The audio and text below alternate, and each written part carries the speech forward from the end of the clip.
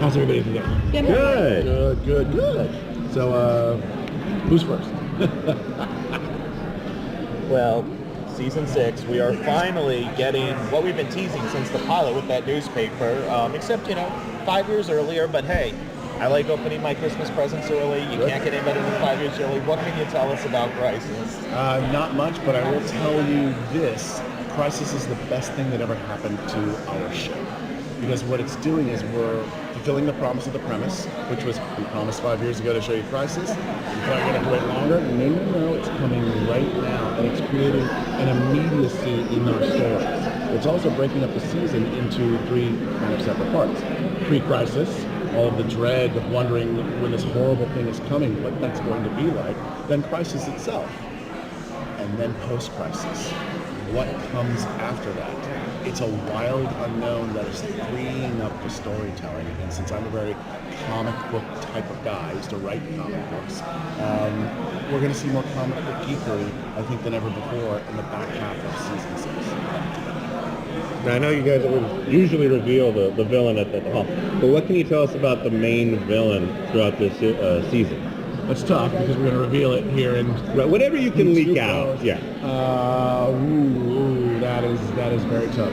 I think this year's villain is chilling. I think what I would say is it kind of reminds me most of. And I'm a big fan of Reverse Flash and Zoom and Godspeed and all these great speed stories. But I remember back in season 2 how Zoom was kind of scary a little bit. I think we're going to go in those waters of season 6. I think you'll see a little bit of that. Not that it's going to be Zoom. I don't want to imply that by any means. But I think the vibe of that kind of thrills and chills season, which is what I'm referring to it in season 6, is back. Interesting. You said chills twice, so Captain Cold? Oh, I love Captain Cold. If I could get him back, I would in 2 seconds. You guys petition him. I love him so much. So when it comes to comic book sort of things, now I know you can't tell us what you are going to do, but were there anything from the original Crisis on Infinite Earths that you might have wanted to do but had to drop? We are trying to pack in every single thing from Crisis that we love into the crossover because all of the folks writing it, we love comic books so much. Now here's the twist. We may get a moment that we all love from the actual comic books, but it might be turned upside down and not in the way that you might have expected it in those pages, but honoring the exact moments. So we're going to have Supergirl holding Superman then, is that what you're saying? I'm not saying that, but that's a good example. That's a perfect example. Sometimes in the society that we're in now, Crisis was written 30 years ago, you have to update a few things and kind of bring it into the 21st century, and hopefully we can do that in an honorable way that I think the fans hopefully will appreciate. So with the events of next season, who do you think we are going to see kind of change and grow the most? Killer Frost, without question. All right. This is Done a on the big next season for Killer Frost. I can't tell you how excited the writing staff is. We just keep coming up with more and more stuff for her because I feel very strongly that we've spent the first 5 seasons digging into Caitlin. Caitlin had a boyfriend, had a fiance, she's had highs and lows, she's gone through all these changes, and that's great. But we kind of have left Killer Frost a little bit on the back burner. It's time to correct that. So there are tons of Killer Frost stuff happening this season, and quite early in the season. I hope folks like it, because some of it's poignant, and some of it's hilarious. Thank you. On the season premiere, we heard Barry saying all of these crazy things when he came out of the sleepless. Are we going to hear him say the words, "We're going to need more diapers"? No, we won't. But you might get something in the back half of season 6 that is far crazier than the wonderful thing you referred to in episode 401, which is one of my first episodes on the show, actually. Thanks for mentioning that. So does that mean we've already seen one of Barry's children? Could we be seeing more of Barry's children that we know from the comics, possibly? Not this season, but we do discuss that on a pretty regular basis, and I hope in the seasons to come that we will be able to do that. It's something that I would really like to do. If you survive the crisis. I know. Well, let's face it, the show's called The Flash. I think it's going to be okay at some point. Wally, and That's true. Bart. That's true. And actually, Bart, like, can we get a Bart at one point? I think eventually we can.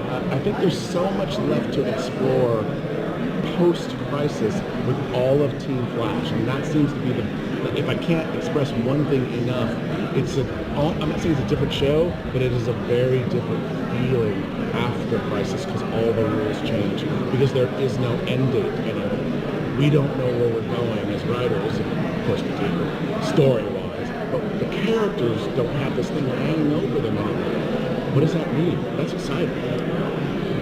Let's talk a little bit about the relationship between the Flash and his wife. And I mean, you guys have put him through so much. But he knew she was going to get killed. The Speed Force, their daughter. What's next for them? Well, sadly for Barry and Iris, it's not going to get better. We're going to put them through an even bigger ringer this season that you'll see very quickly in the first couple of episodes because Crisis is coming. And all that's going to do, though, and this is a great thing, is bring them closer together than ever before. And I think that's what really this whole season is about. When I mentioned deepening character emotions, it also means coming closer together as a family.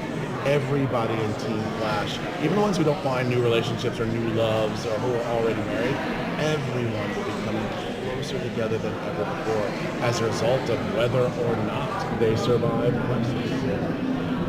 Now, Carlos gave up Cisco gave up his powers. Yes. Is that going to play? Is he going to regret that? How is he going to fit into Crisis now that he's not Vibe? Obviously he's going to be part of Crisis.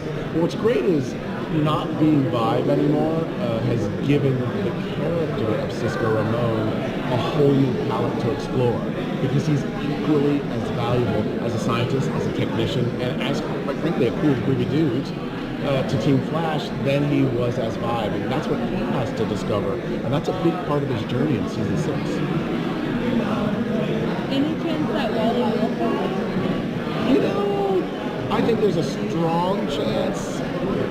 Stuff has to be worked out. There's a lot of things behind the scenes, machinations. We have to find the right story for him, but it's something that I am extremely open to because I love the character of Kid Flash. I love it. Has there been any difficulty between building the story for Crisis, but also building the story for your new villain coming up that's going to exceed past Crisis? No, there hasn't been a problem in creating and crafting a season villain arc with the Crisis crossover because we found that they go hand in hand. When we looked back and said, okay, who's the villain that we need to have this season, it has to be somebody who understands what crisis really means, which is a crisis of faith, a crisis of life and death. So this year's villain very much has those exact same things on his mind, and what you'll see is a very close relationship, and a weird one, quite frankly, between Barry Allen and our new big bad. I think has really charged the story this year. Last season, you got back to a little bit of a lighter tone and parts that felt like closer to season 1. And how hard is that going to be with not only the fallout from Nora, but you've got Crisis coming? How hard is it to find those light moments that make the Flash the Flash? It's very difficult, especially in these early episodes, to find kind of that levity and the humor balance with such a big thing hanging over it. It's not only Crisis, I know. but it is also Nora's death. Fortunately, we have the best cast ever. And what has been great to watch is them finding humor in the pain, finding humor in small moments. And the writers, we have written towards that.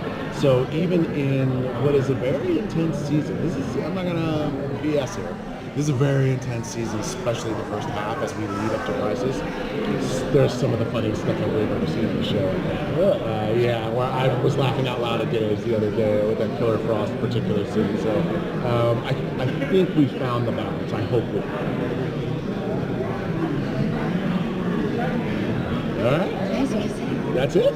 we have any new scenery this year?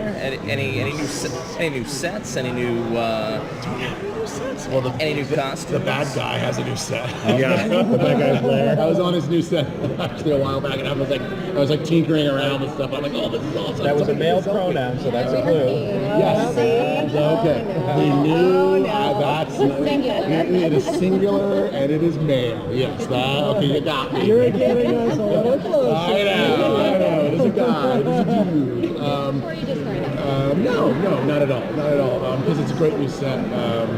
But other than that, gosh, I don't think so. I think I want to explore this season of The Flash the nooks and crannies of the sets and the settings that we already have in ways that we haven't seen yet. Because it's a whole world that needs to be filled in even more. It's like, what does Barry like to drink? You know, what is Cisco's favorite dog? What is Killer Frost's favorite ice cream? I want to know these things. Let's explore them. That's what season 6 is very much about. Thanks, guys. Thanks, everybody.